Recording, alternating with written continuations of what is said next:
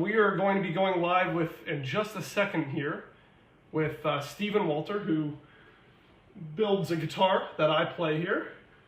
And he's going to give you a little walk around the workshop. And awesome. We're live. Hello there. People are joining in here. Fantastic. Well, welcome to my shop. Thanks. It's been a little while. Yeah, that's right. Yeah, too bad we can't have a visit in person again like we used to. I know. That was so much fun. So you're going to show us around your shop a little bit and then answer some of these questions that are coming in. Right? Absolutely. This is basically my main work area, my main bench. And my shop here in the Chicago area is much smaller than it used to be when we lived in North Carolina. So things are a bit cramped. It's going to be kind of more like turning around and showing you different areas. So most of my tools, my hand tools, are kept in here in the drawers and cabinets that are around. A lot of my wood is stored up here. I have some soundboards in spruce and redwood and cedar, and more cedar going back, and then some backs and sides of different materials right over here. And then, you know, more back and side material and neck material, different kinds of ancillary woods for different parts of the instrument. I almost cut all of my own parts myself. So I start with big pieces of wood, maybe something like this. This is a piece of Spanish cedar. And then we'll cut this with some of the power tools on the other side of the shop into various sizes for the different pieces that and parts that go in through the guitar. So this gives me a lot of little scraps, a lot of other pieces of wood that I use for bracing and bridges, blocks, bindings. This is sort of where I store a lot of the wood that I'm working on. I'm getting ready to make a guitar with some Brazilian rosewood that's really beautiful. And also some Paduke, or not Paduke, some Cocobolo and Indian rosewood. Always important to have good air when you're working with dusty material. This is one of my ear cleaners that it makes a hum when I'm working on it. We have, of course, my clamping station and my collection of donut holes, as I call them, sound holes from the previous guitars that I've built. I have a little bit of information about them, about each of the instruments and who owns it. Some of the instruments that I'm working on right now, these are almost done. They'll get their bridges either tonight if I'm industrious or tomorrow if I'm not. Wow. And then hopefully I'll be able to hear these guitars on. And that's Brazilian, and what's in the center there?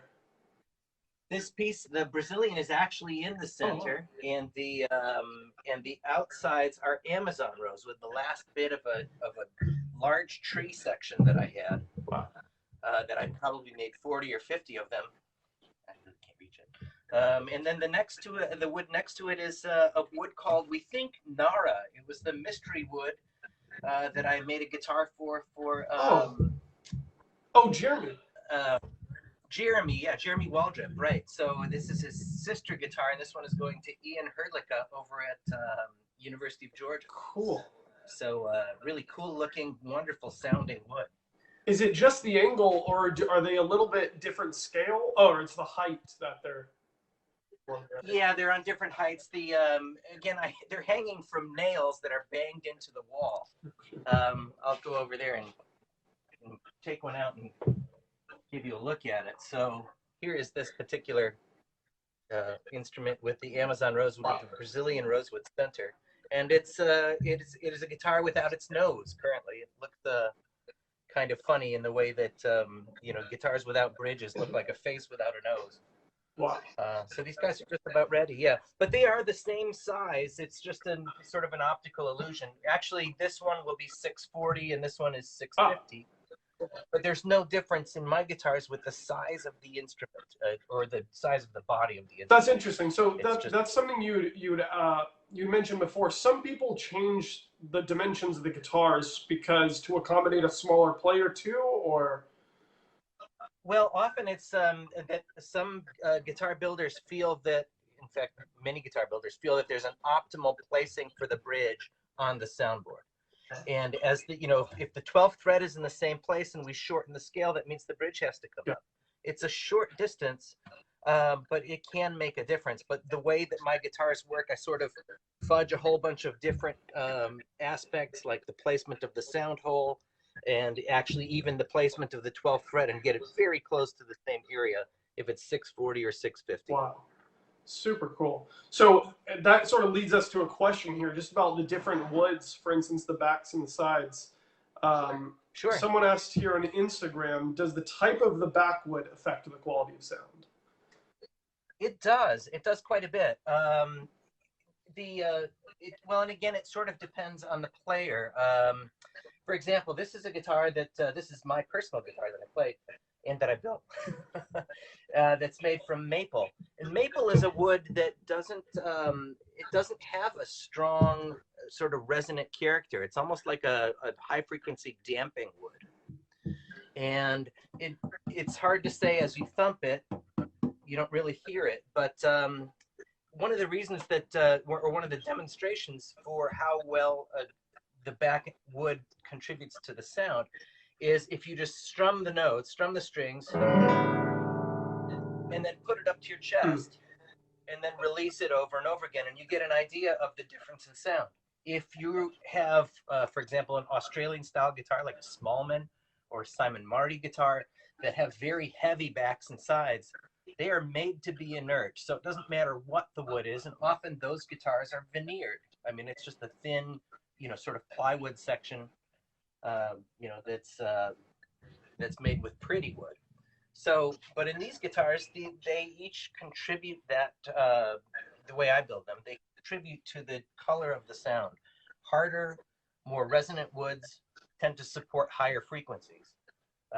Softer, high frequency damping woods, like the maple as I described, tend to cut a little bit of that high stuff out. So to me, it pairs really well with cedar that can have a little bit of overload in the high. Sure. Do you look for something specific in the cedar to match with those maple guitars?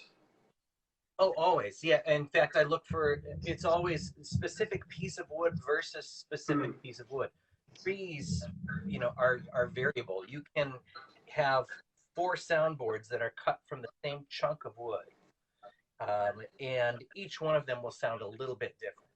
So it's always, we'll get to as I tour around the shop a little bit more. I have sort of an on-deck circle of soundboards, and I'll thump them and see what they sound like, and tap them and in a bunch of different places, and then compare them to the different backs that I've got that I'm waiting to build with, and see if I can get the best pair to my Super ear. cool. Awesome. Do you want to take us around the shop more before we get to some more questions here? Absolutely. Yeah, sure. Let's go this way. And so as I basically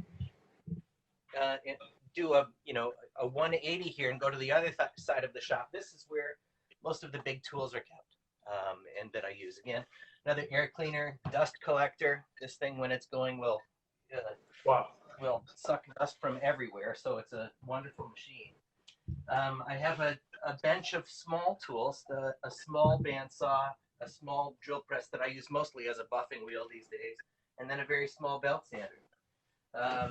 This is a workhorse in my shop. This is a thickness sander. So what it is it's a revolving drum with sandpaper on it and a platen underneath that sort of feeds wood through it. And with this, I can get rough thicknesses of the tops and the sides and the backs very quickly without having to do a lot of sort of grunt work. The older I get, the more I want to protect my hands and my arms and all of the connecting tissues and all of that. And I like it when, electricity can do that work rather than me. I have a fun new tool in the shop. It's a new old tool.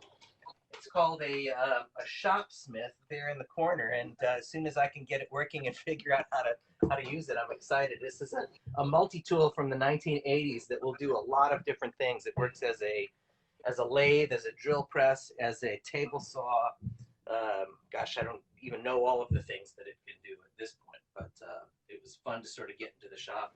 Wow. Again, tools for hogging through wood, big belt sander and a planer, and drill press, a router table,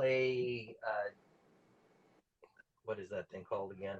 a spindle sander, and then over here, excuse me, as I move to the side, I have some more wood storage. So up on top is where I season next, getting ready to be used for the next year or so. I have another big stock of them over at my father's house. Wow. So when you say Big season, line. what do you mean?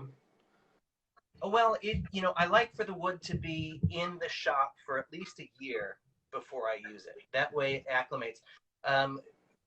In terms of really seasoning wood, a lot of the professionals, who do this wood cutting, for example, in Germany, like to have the humidity and temperature vary quite a bit. They feel that the wood sort of expands and contracts and gets, used to figuring out where it wants to be. But in that last year or so before I make a guitar with this, I want it to be in the same humidity, which is 40% in my shop. That makes sense. Wow. So yeah, so it's just sort of waiting there, along with the fingerboards. Underneath that, I have my Indian rosewood sort of stock for the moment. It looks like I need to get more because I like to have this around for a few years before I make guitars with it. Wow. Cool. Well, sort of on that subject about different types of rosewoods, it's a popular question here, and Brandon asked, how different are your guitars with Brazilian rosewood versus Indian rosewood? Well, that's it. All of the guitars are, even though they're made pretty much the same, they're all a little bit different. Brazilian rosewood is a wonderful material to use. It sounds the best when you're tapping it, when you're thinning it. It sounds great when you get very thin, which few different kinds of woods do. Most of them sound nice when they're thicker pieces and you give them a thump and you hold them up to your ear, you can hear a nice sound. Brazilian rosewood continues to do that up until 2 millimeters thickness, which is less than what we would want a bass. I heard the advice. I remember when I was first ordering a guitar from you. I think it must have been from Bruce Holzman, but something like I think I was just like nerding out about woods and trying to figure out what it was. And he was just like, you know what? You want my advice? Just tell him to build whatever guitar he feels will sound the best. Do you think that's still a good piece of advice for when people order guitars? Do you find that a lot of times people get too picky with woods? Oh, absolutely. And it's understandable because this is a huge investment, Sure. And you want to be able to have your own sort of stamp on the instrument, and you want the best materials, and by reputation, Brazilian rosewood is the best. But yeah, Bruce is kind of right. Surprise.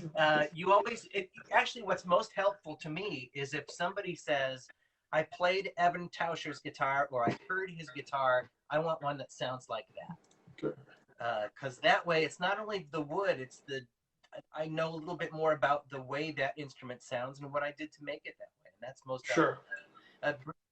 Back to the question, Brazilian rosewood, I think the best of the Brazilian rosewood can make a better guitar, but it won't always. Got it.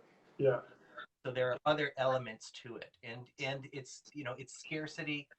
It is an endangered species. It's not like this is just a fun and games thing. There are very few live trees left in the world. Even though the wood that we use here in the States has been here, and most of the wood that I've had has been in my shop since the early '90s or earlier. Wow. Clearly, I'm not killing a tree for that, but as we use that wood, we create demand, and it's the demand for that wood that might cause some poaching or some some unethical behavior. So it's a great wood. It's also extraordinarily expensive. If you can afford it, it's wonderful. If you're not going to take it out of the country, great. But you can make a good guitar with other rosewoods. Great. Of course. Well, that sort of leads us to a. Oh yeah, no, go for it. Show us that. Oh, this is my big workhorse. In order to take these big chunks of wood, and in some cases I've had very large chunks of wood in here, cut them into manageable sizes. This is a resaw. It's a wood that's a big bandsaw that is basically designed to make slices that we see sort of like this, of soundboards or of back and side material. And as you can see, I've kind of got wood tucked everywhere. This is my on-deck circle, as I was mentioning before. So these are different soundboards. We have cedar soundboards, which are darker in color. and maybe a little bit lighter. It's an interesting wood and very stiff. If you were here live with me, I would tap it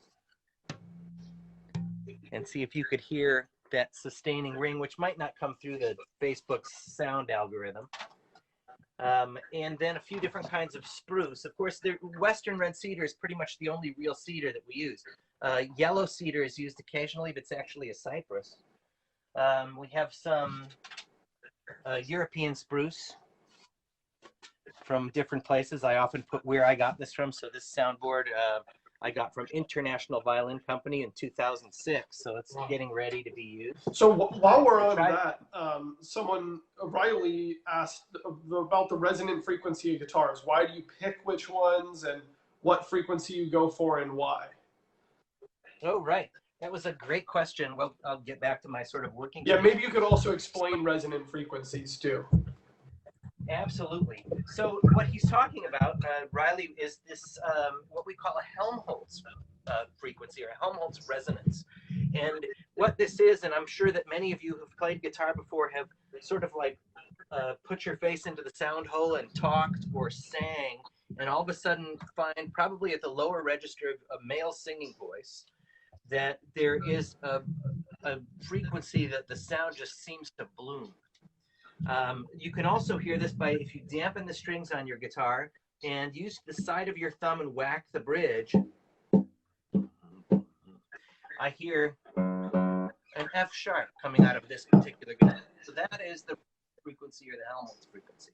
So it is the lowest, by definition, it's the lowest sound that that basically the box can make, honestly. That's kind of a tricky question. So obviously I'm playing, and I can play an F natural or an E with this, and we hear those notes. So with Riley's question, he was wondering about if, many guitar builders try to hit a certain note with their instruments as they build them. So for example, Tom Humphrey, who was my mentor and whose instruments I make in the style of, almost all of his guitars were at F sharp, like this particular guitar. Hauser guitars tend to be at G. And really sometimes this is really more a result of all of the other pieces that we're putting together. The contributing factors are the size of the box, the flexibility and thickness of the plates, the soundboard plate and the back plate. So for example, if I wanted a higher frequency, I would probably make the back thicker and brace the soundboard a little bit stronger as well. And that would give a higher frequency sound. Higher frequency sounds tend to support some of the upper register sounds. Wow. And a lower resonant frequency like F sharp, F or E even, or even lower, give the bass a better sound. Wow. There's a wonderful example of this that I just came across the other day of Antigone Goni playing 3 different Hauser guitars in, I don't know if it was England or in Germany, it's hard to tell. But if you go to YouTube and you look up Antigone Goni, you'll find that it's called Antigone Goni Meets Hauser, a wonderful description of 3 of these instruments, one of which has a very low resonant frequency, I think D flat, which is really low, for a guitar. I've made some that are in that range before, and they have an incredible booming bass sound that is very pianistic. But sometimes maybe the treble doesn't quite sparkle as much in that sense, and then you get some weird wolf tones lower down into the first string. Do you ever get requests like that from people about, hey, I know I really like guitars resonant frequency at F. Could you do that? Or it's hard because there are some ways to adjust it once it's a box, and you never know until it's really? A box. Wow.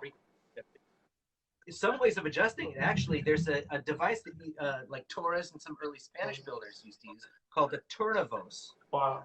And that is basically a little cone on the inside of the guitar that extends the sound hole down.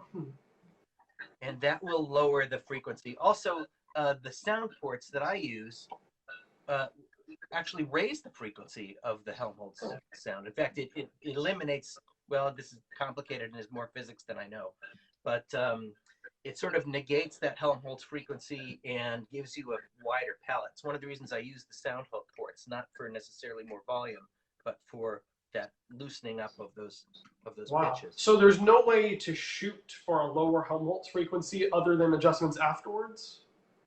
Well, there is. I can know that, for example, with the particular kind of bracing that I use, Sure. and with a particular thickness and stiffness, Sure. there's a lot of factors that go into it. I can pretty much dial it close enough that I can adjust it either by the size, with the size of the sound ports, or even the size of the sound hole. Right. Wow. And so do you also shoot for narrowing it down to where it's actually like true G's or true F sharps, like trying to get it away from being somewhere in between scent-wise? Actually, that's a really great question. What a lot of builders want to do is get it away from being exactly one pitch or another in order to Not make one note boom, right? Yeah, the boom or wolf tone that might come out of it. Wow. But it's hard though, because if so few instruments are that specific in their pitch range, Sure. of that frequency. It's usually a range that you'll Right, like when you tap it, it's not like there's a bell that just whistles out of it. Yeah. If you held up one of your, strobe tuners for tuning your guitar, it might not, it's going to wobble around a lot. Right. Wow. Interesting. Well, yeah. There's a great. Another thing I know that Riley was interested in was the if different scale lengths affect that. Oh. And the answer to that is just no. I mean, they don't. There has nothing to do. Got it. Wow. So Asa asked, what non-traditional materials have you experimented with? Successes and failures? Oh, that's a great question. Yeah, talking about Brazilian rosewood and its scarcity, and all of these woods are getting scarce. We hear about, millions of acres being burned in the Amazon every year. We're running out of stuff. The nice part for guitar builders is that because the wood dealers now know that we'll pay 50 times more for a really good piece of cedar, they'll look for that, a tree that will make that and separate it from the rest. So we're getting great wood now. We just don't know how long it's going to last. So in terms of that, of the guitars that I was showing you earlier, the Nara guitar from the back and sides, or what we think is Nara, this is a non-traditional wood for this. And one of the only reasons that I've used it is because the cut was so good. I found it at a wood store that I like, and it just, the sound was great. So it makes fantastic guitars. And this wood actually has that similar quality to Brazilian rosewood, that it thins down and still sounds great at a really thin thickness. Wow. The problem is that that's all I had left. It's beautiful too. Very ornate. I've got my eyes out for more, but I just, I've never seen it before in the market, and so this was a rarity. So some of the other woods, backs and sides, of course, are where we're going to get this the most.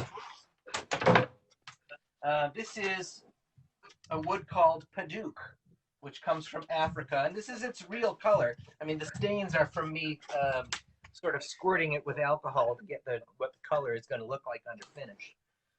But this is a wonderful back and side material. It's very resonant. The weight is really good. I know Smallman likes to use these for bridges, this particular wood, and so it's got a little bit of staining and stuff on it, but it's a wonderful alternative tone wood. There was some difficulty a little while getting some of this material because apparently a makeup company was buying out as much of it as they could find for that tint, for the particular color. Yeah, so we've got competition. You would have never thought from there. Right. I can't say that with the tone wood that I've used, I've ever had a real failure in terms of alternative materials, because I really vet it a lot before I decide to make an instrument out of it. Making a guitar is a 150-hour or so endeavor, and I don't want to just throw some time away, right? Right. So, but there have been a lot of successes, obviously, with the Paduk. Grenadilla is another wood that we use quite, that works well. Sure. A lot of hardwoods, though, tropical hardwoods, are becoming rarer. So, you know, we can use some domestic woods like this maple. This is red maple that came probably from the eastern United States, probably around Maryland or so. Wow. So yeah, that's there are some decent things to use. They're just maybe not as pretty. Wow. Yeah, awesome. Well, Matteo has a question here. First, he says, something that really stands out from your guitars is how well the fingerboard is done. I honestly think I've never felt anything as comfortable as that. What is the most important things you keep in mind when building fingerboards? Oh well, I appreciate the nice comment, Matteo. Um, you know, it's there are a bunch of aspects to it. Of course, the thickness, you know, is something that's got to be that has to be comfortable for a player. I usually make a 52 millimeter wide fingerboard at the nut. I think sometimes though, what a player who hasn't have to think about it very much in terms of construction often mistakes the way the fingerboard feels for the way the neck feels behind it. And there are different ways of shaping or just even describing necks. We call them like a D-shaped neck. If you think of a capital D that has a sort of a flat area in the back, or a C-shaped neck, which is more rounded. Or some builders like to think about it in terms of shoulders. Prominent shoulders would be more of that D neck, flat area. If you're thinking in terms of guitars specifically, an old Ramirez guitar from the 1970s had, it was almost like playing a 2x4. It was just, flat and straight. And the idea for that is, as you're playing, you want to have your thumb and fingers opposed from the 6th string to the 1st string for the best strength and the best feel. But as I was doing my doctoral work with Bruce Holtzman, we got to thinking about how the hand actually works at its strongest part. So I like to make them more C-shaped so that the thumb actually pokes out farther, so that when you're squeezing, you're using this big knuckle, and it sort of forces you to put your thumb in that position and use it in that way, which makes it stronger and easier. But some other aspects of it, that there has to be a very small concavity, so the neck should be bent forward, but just very slightly. Only really a few thousandths of an inch is what it does and what it takes. Also, occasionally I radius my fingerboards these days, meaning that I put a little bit of an arc on them, in this way, so that a lot of players feel it's easier to play bars. I feel that I'm more accurate in my playing when I play one of those types of things. Now, how much do you think just the way it's feeling in your right hand and the way the guitar's resonating makes you just, imagine something about the left hand? You know what I mean? Like, just psychologically, do you think sometimes we're tricked from the right hand feeling really nice to feel like there's less tension, or maybe we're not having to squeeze as hard? Just, do you know what my question is? I do. I'm just not sure I know how to answer it. That's one of those, we're bordering on the voodoo. Yeah.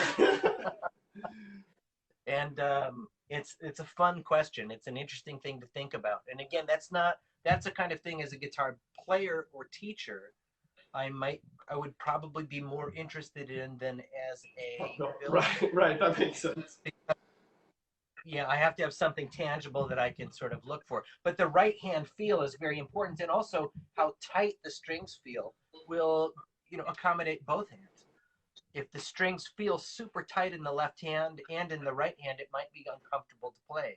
Whereas if they're too loose in the right hand, it might be hard to play fast if you can't get your finger through that string quickly. Right. You mentioned something to me the other day. I was mentioning super high tension strings and how you feel that most of it is about the tension of the strings, not necessarily the material, right?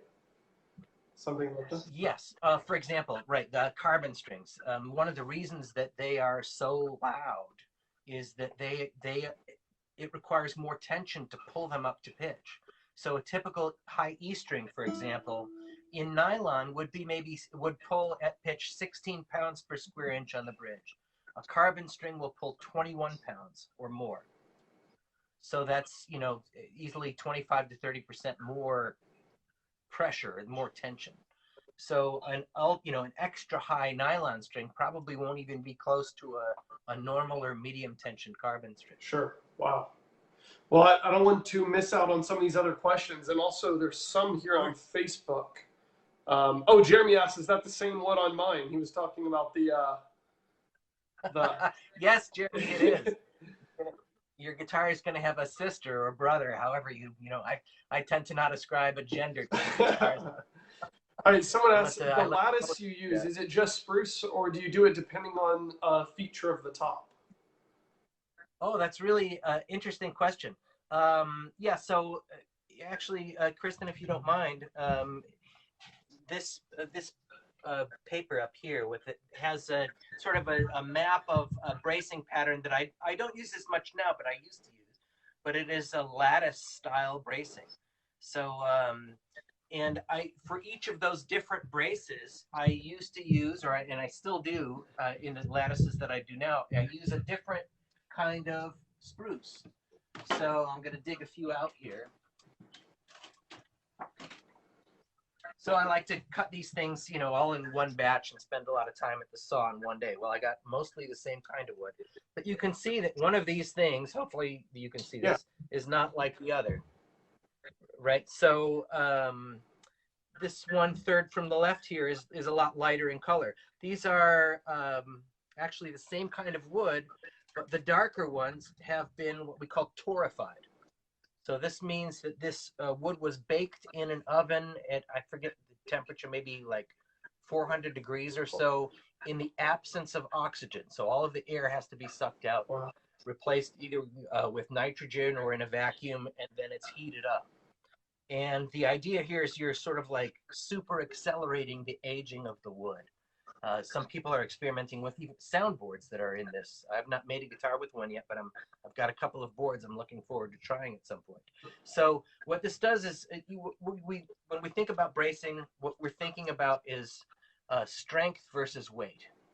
And so if this is Sitka spruce, this particular kind of spruce, and this piece that has not been torrified, whoops, is flexible.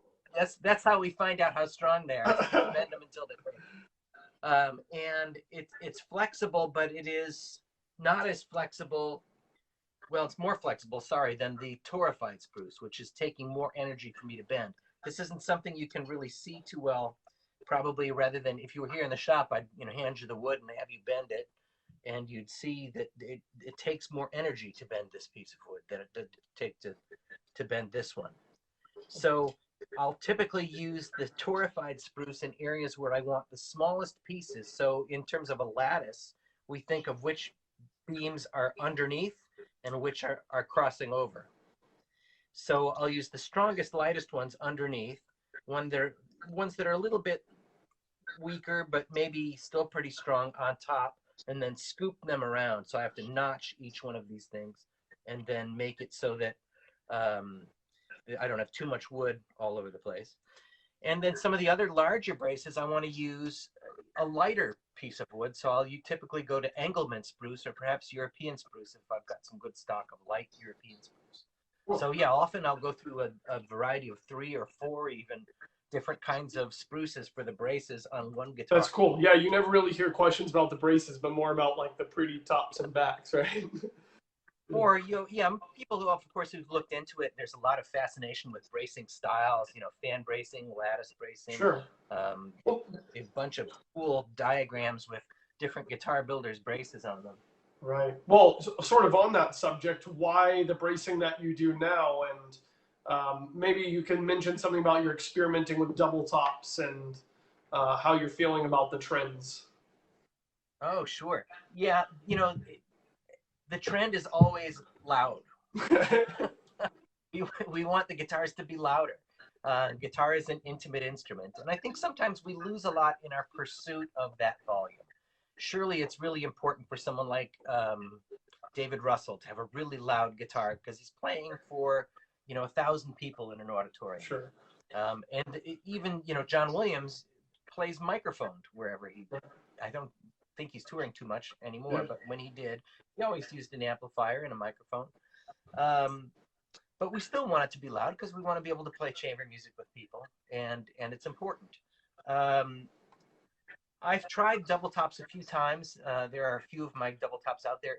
It's a process that, for me, it doesn't allow very much flexibility once the soundboard is assembled and made. What for those unfamiliar with the double top concept is you have basically 3 layers. A soundboard layer on the surface, like a typical guitar, that may be as thin as 0.5 millimeter, which is extraordinarily thin. That's probably less than the thickness of a credit card. And then you have another layer underneath. Antonius Müller uses balsa wood. Of course, the main material we think of is Nomex, which is a honeycomb kind of material. And then there is another, again, very thin, perhaps 0.5 millimeter sheet of soundboard underneath. And when you're dealing with wood that's that thin, there are so many considerations that you need to take that become they become almost chemical or chemistry issues, like the kind of glue you use. You can't use glue with a lot of water in it because that will swell the wood, and all of a sudden you'll get something that resembles more of a potato chip than a soundboard. Sure. And, you know, so that leaves us with either a type of Gorilla Glue, which is, it tends to foam. I'm not really fond of that stuff. Or with an epoxy, which is that's really kind of a high-tech glue that, you know, it just hasn't, it's been around for a while. We think it's going to hold, but it doesn't have this test of time that like hide glue, hot hide glue does, where, you know, it's been around for hundreds of years. We know what it's going to do. There was a fun, interesting, and this is a slight aside, a fun situation that happened with harpsichord kits that were sold in the 1970s. They were shipped out, and they were really popular. I remember being a kid and hearing about these harpsichord kits, and I'd seen some that people built. They just sent you all the parts, and they sent you a tub of glue that was a powder that you mixed with water. It was called Wellwood glue, and you used that glue and assembled your harpsichord. Well, Wellwood glue apparently only has a 40-year shelf life, or a 40-year life, and then it reverts back to its powder form. So about 40 years after the 70s, you know, in the, I guess in the early 2000s, these instruments started falling apart all over the world because that, you know, the particular glue was just didn't last. So, but again, it's just not a super pleasant thing to be working with epoxies all the time. And then, of course, in terms of the double top, because the wood is so thin, you really can't, if you wanted to make something a little thinner, you can't modify it too much once the box is complete. You can do that with bracing, because you still brace a double top guitar. But again, it's something that just didn't intrigue me as much.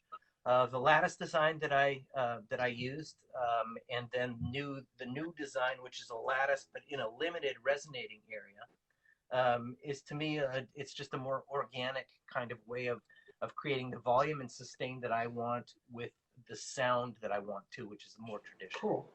This is a great question from Sal. What keeps you searching for innovations? What sound profile do you strive for that keeps you pushing forward in your building styles, and what do you do to achieve that? Oh, that's a good question, Sal. You know, I think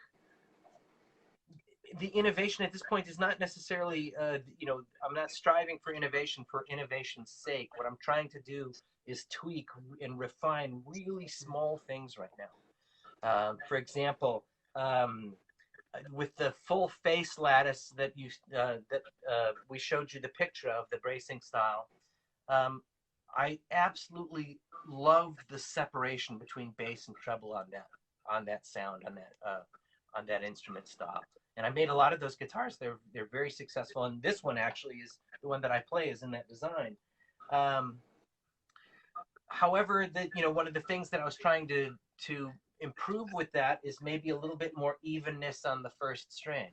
It's a small detail, but that's the kind of thing that, you know, you try to do. So with my newer system, I'm getting great evenness on the first string, but my basses aren't quite as deep and booming as they were before. And again, I don't know this is something that can actually be fixed. These might be two things that live in different guitars. Right. And we can get as close as possible to getting them both in one guitar. But it's tough. That made me think of a question. So I know sometimes when you're experimenting with guitars, sometimes you string it up and then you make an adjustment to it. What are some of you, and at the same time you mentioned the risks associated with, like, obviously if you pick a weird piece of wood, you could potentially throw away hundreds of hours or something, right? But what are the type of innovations, or no, experiments was the word I wanted to use, that could potentially throw away all that time versus experiments that, you know, you can possibly adjust after the fact? Wow. You know, I think in terms of that, uh, experiments in different wood choices or different bracing is something that, you know, once it gets to the point where it's a box, I kind of already know how it's going to behave. Wow. Yeah. I can come up with a new bracing design. For example, the first time I made this full face lattice brace, which was sort of modeled after one of Tom Humphrey's, or what Tom Humphrey was doing towards the end of his career. Not exactly, but it's, you know, a sort of a rough thing. I could tell when I made the first soundboard and started to tap it and flex it and feel it that I was onto something pretty fun. Gotcha. So that was right. That was just at the soundboard spot. That wasn't like after stringing together the whole guitar and realizing you could have a dud. Right, right. And then, of course, before you finish the guitar and you have a box, you have something that is, because in the way that I make my guitars, is the neck is attached almost last. You know, the body is completely finished, and then the neck is attached, and then I start varnishing and finish polishing. So you can, again, we deal with resonating stuff, so I can thump the soundboard in various places when it's a box and hear how it responds. And at that point, before I put any finish on it, I can make stuff thinner by sanding in certain areas, and then hear how the sounds change. I can use a tuning fork. This is a wonderful new technology thing that we have. I actually still prefer these to tuners. And if I do this, and as you'll see, I think you should be able to hear this, I'll hit the tuning fork and then put it on the bridge. And hopefully you've all heard a nice A440. So how that responds, before I've even got the bridge on, I can move that to various places and see, you know, kind of what's going on. Have you ever been surprised from, you know, you hear something that you don't think you're going to like out of, you know, a soundboard that you make, but then you end up using it and it's shocking? Or I don't know. I don't think I would let one get that far. Sure. Yeah, you change. If I wasn't confident in how, you know, that it was going to make a good sounding guitar, I'd probably nip it right there and cut my losses. That's why your quality is so high.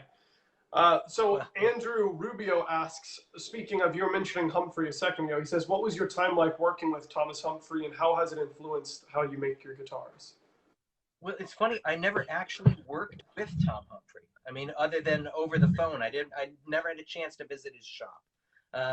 Tom and Bruce Holtzman were very good friends, and there were a lot of Humphrey guitars at in the FSU studio, the Florida State studio. And once I got there and had some experience with building and repair, Tom would often have people bring their guitars to me to repair. And I remember he being on the phone with him once during my first bridge removal, which is a very violent thing to do to a guitar, and it was his guitar, and I kept telling him, you know, I don't know that I want to do this. He kept saying, it's okay, it's gonna be fine. So he taught me how to do that. And of course, you know, as I talk about, I got to see so many of his guitars while working at Florida State, and then even after, that really his guitars influenced me more than any other person. In that way. So it's, you know, it was so fun to hear inside these instruments. I'd seen Humphrey guitars that would have as many as 20 braces on the inside below the sound hole, and then as few as 3. Wow.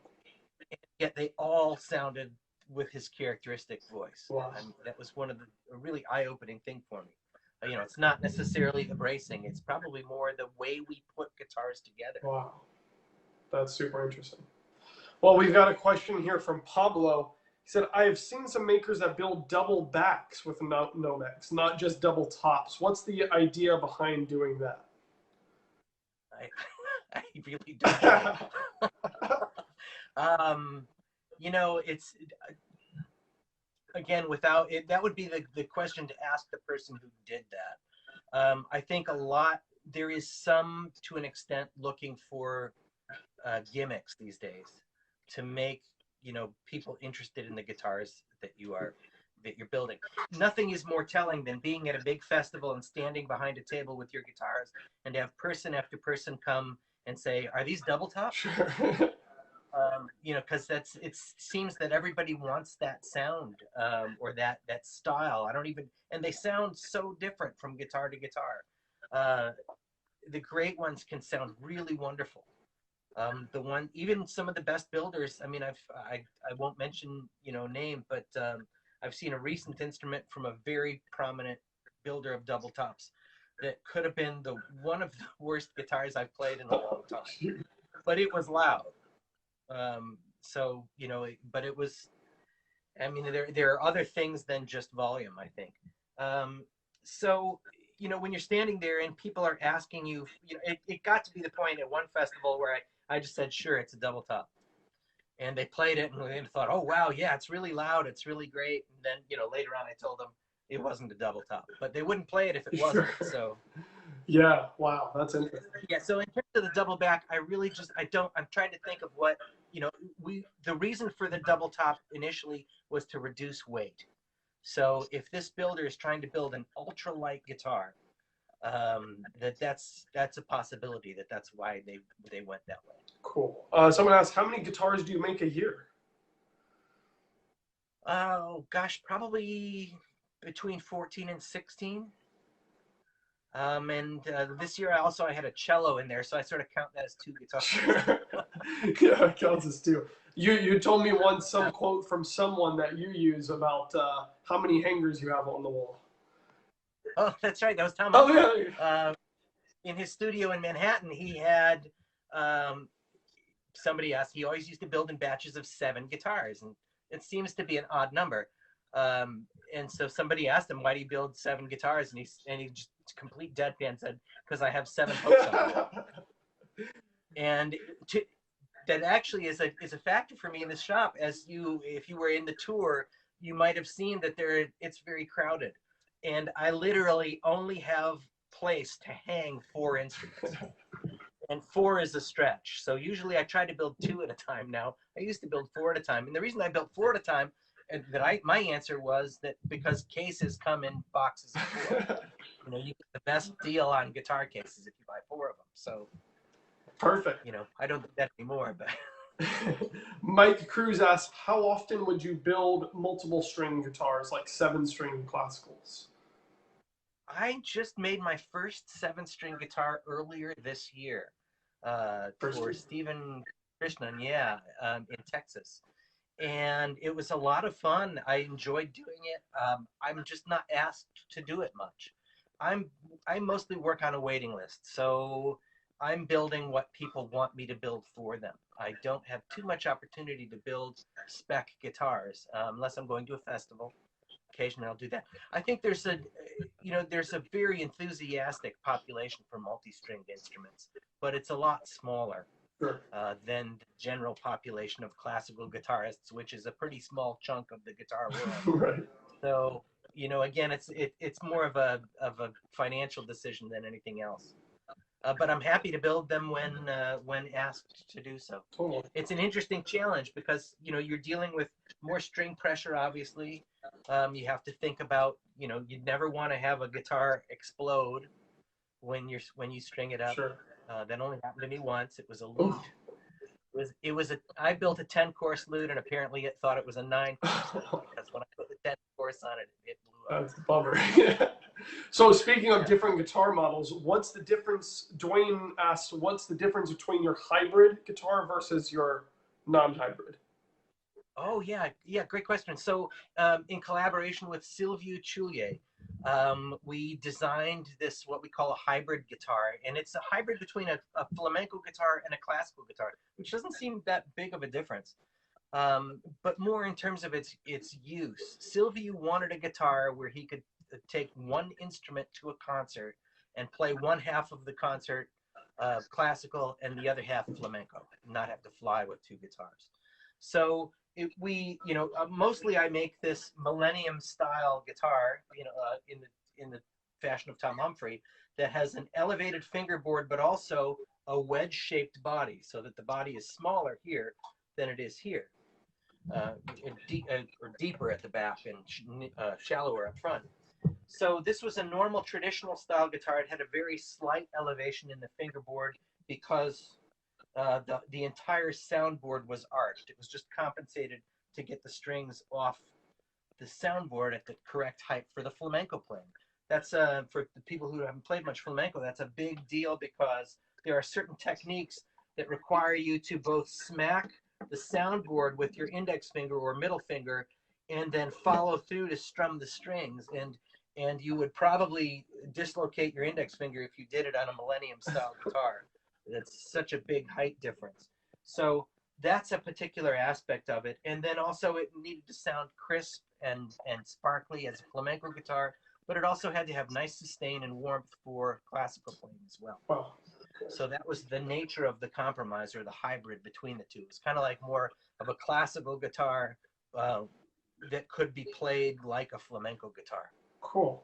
Well, we have a question here. I think it's sort of similar to another one, but I think it draws another interesting question here. But what about double sides? Does it help vibrations to focus only on the top while keeping rigid the body of the guitar?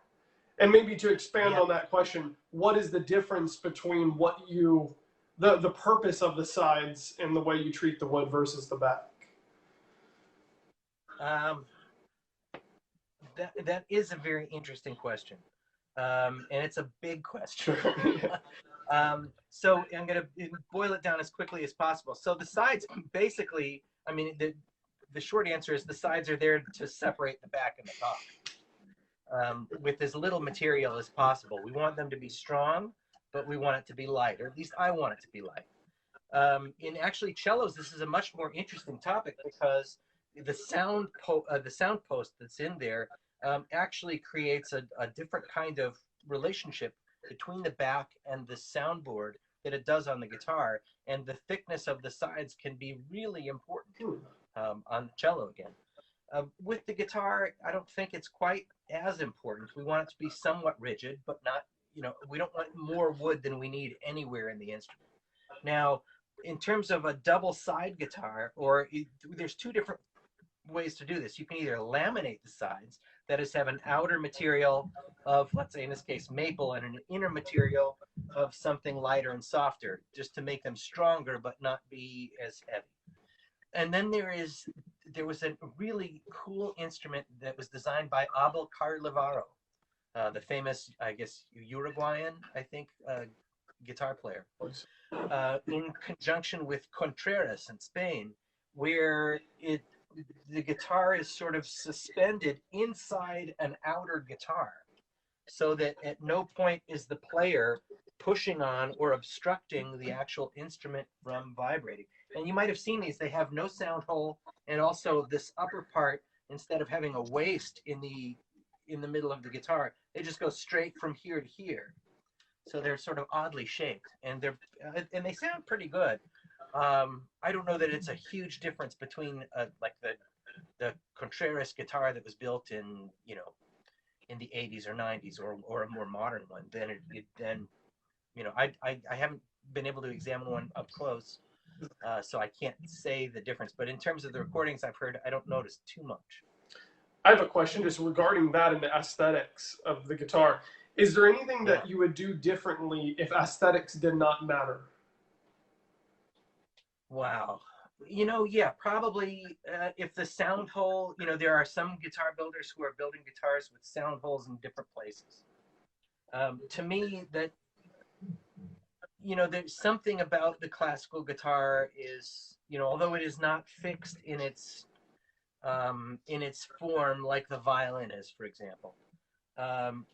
there's a traditional aesthetic to it that I like a little bit better. So eliminating the sound hole, moving it to a different place. There's some builders who have a sound hole not on the face, but a very large port here on the side.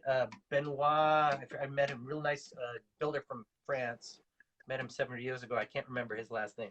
Builds some of these instruments. That when you're playing them, it sounds like it is absolutely roaring. That, you know, contained within this guitar is a Marshall staff. Right. But on the other side of the instrument, I didn't hear that as much. Sure. So it was almost the disconnect between playing it and hearing that, and what was happening on the other side was a little bit too big for me. Again, being a more traditionalist kind of person. I don't like cutaways, not more from an aesthetic standpoint, but just because it takes away a very large chunk of the area, the physical area, you know, inches cubed of the guitar body. Sure. And I think it changes. I've not heard a cutaway guitar sound really great yet in classical. Sure. But what you're saying is basically the aesthetics that the guitar is in, like the aesthetic shape and where everything's placed, is for good reason also. There's not something that maybe should be changed that aesthetically would be really strange. Yeah, I really can't think of anything like that. I mean, the biggest thing is the sound hole. Right. And because we're limiting basically on most guitar designs, and if you look into your guitar on most of them, not on this one because it has that full face lattice design, but there is what we call a tone bar, a very large piece of spruce usually underneath the sound hole, going horizontally, you know, or across the guitar, right? Now, what that does is limit almost all of the vibrating to underneath that part. So that means the guitar is vibrating for the most part underneath the sound hole. Right. If we moved the sound hole, we could move that bar and have it vibrate wherever we want. Wow. There are some unintended consequences. Again, when I do this full face lattice, I'm extending that vibrating area up to about here, which is, you know, actually quite a bit. But again, it makes it harder to control other aspects of the instrument when you do that. Sure. So that is probably the biggest acoustical change that would happen that would require such an aesthetic shift. Cool. And so it's, you know, and again, it's just hard to look at sometimes. For me, you know, for someone who's looked at a guitar for, you know, for 50 years, not quite 50 years, but 45 years anyway. There's got to be something to the fact that everyone that walks up to someone who's doing something that looks different too, that's the first thing they ask about rather than anything else about the guitar, right? Absolutely. And to some builders I know who do a lot of different aesthetic things. Jeremy Clark from the 52 Instrument Company is a great builder. I've had a chance to be next to him at festivals, you know, displaying guitars on a number of occasions. He is such an amazing craftsman and does such cool things aesthetically with his guitars that it got to be the point where he would have to tell people, but it's a guitar. It sounds good. It's got to sound good. It doesn't matter what it looks like. But everybody would be like, yeah, but it looks so cool. Right. So yeah, I think that it can be distracting once we get something that's non-traditional. Right. Well, we've gotten this question a few times. The guitars I've seen with 6 holes, why not 12? Oh, in the bridges, 6 hole, yeah. Okay, so the idea is, and I'm going to try to get as close as we can to see this. Tell me we can get, I'm told we can get closer. Okay, so what we're looking at is this. So I use a 6-hole tie block. Now you can see as we tie these normally this way.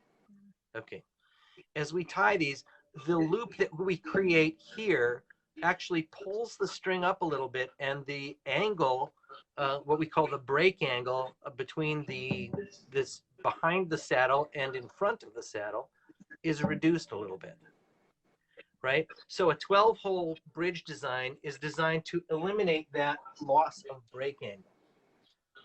But what it does, in my opinion, and you know, again, this is a little bit, there's no hard science on this that I know of yet. This is a lot of conjecture, and you know, people feel different ways about it. But what I've seen from a 12-hole design is that it puts more strain on the back lip of the bridge. And, there's some danger of it coming up in that way. But also that it creates too much torque. So when we think of torque on a bridge, and in fact, I have a bridge in a moment. Here's one of the bridges for the new guitars that are about to be born. So when we think of torque, we're thinking about this rotation, right? Or looking at it from this side, this rotation. And that's the movement that gives us sound. Some people feel the more torque you have, the better. You're going to get more volume, you're going to get more sound. But there comes a point of diminishing returns where there is too much torque, too much break angle. And I feel I would rather avoid that. There is a product that you can buy from Strings by Mail. It's called, they're called bone ends. And they're these little pieces of bone with holes in them that you can use to tie. It's like the old ball end strings that you use for an electric guitar. It's like putting them on a classical guitar. And I had a friend who had a really nice flauta instrument. It was one of the nicest guitars really I've ever heard. And he came and visited once and said, check these out. I got these things. The guitar is louder and it feels like it sustains more. And it might have been, it was hard to tell. I didn't notice too much of a difference. But after about 6 months, he called me up and said, I'm thinking about selling the flauta. It's just not sounding that great anymore. And I asked him to retie the strings in the old way. And he did that. And after about a month, the guitar went back to its normal self. Wow. So I think in the 12-hole bridge is just a way of doing that without using those bone pieces. Wow. Yeah, so there could be like an immediate benefit, but in the long term, it might degrade. Right. And also think about this. I mean, as we look to emulate historical guitar designs, Segovia's famous Hauser, I mean, almost everybody's tried to build a copy of that. We have great plans drawn up by Richard Brunet. A flauta guitar, all kinds, Torres guitars, different kinds of things. One of the things that Richard Brunet told me once, and I think these are great words of advice, that if you're trying to copy somebody's guitar and somebody's sound, you better get the bridge exactly right, because that's one of the most important aspects. Wow. So none of those historical designs use a 12-hole bridge, and we shouldn't be that arrogant as to suggest that nobody thought of it until now. Sure. Because certainly it's not a very difficult concept. So I'm thinking that the bridge works well in its traditional fashion, because it's a time-tested thing. Makes sense. Well, great. I mean, there's more questions here, but we're going over an hour. Let's see. Maybe we'll finish it off with one more question. I'm scrolling up here.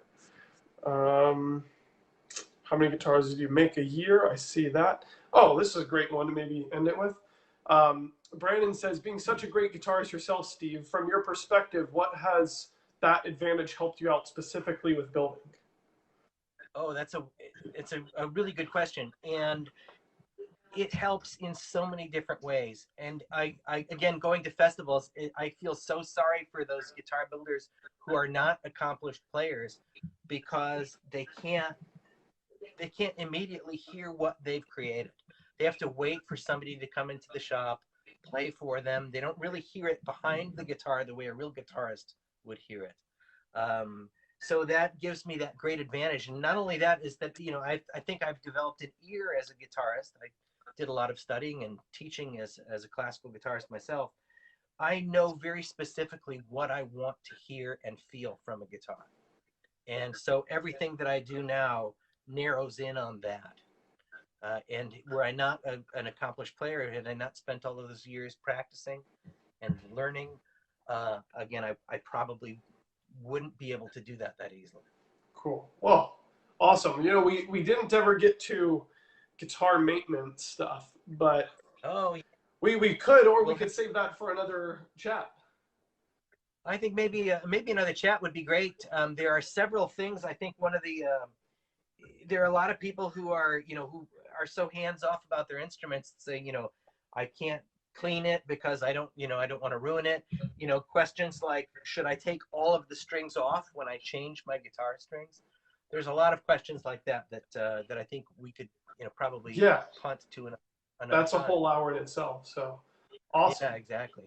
We had somewhere between 20 and 30 people watching this entire time. So thank you guys so much for watching. Wonderful. Such interesting questions. And thanks so much, Steve, for the awesome tour around the shop and answering all of our crazy questions. Well, thank you, Evan. Guys, who are watching, if you have a question that I didn't get to, feel free to send me an email. I probably type better on my computer than I do on my phone. So, getting a little old-fashioned. So great. Thanks so much for joining us. Awesome. Yeah. Thanks, everyone. Bye.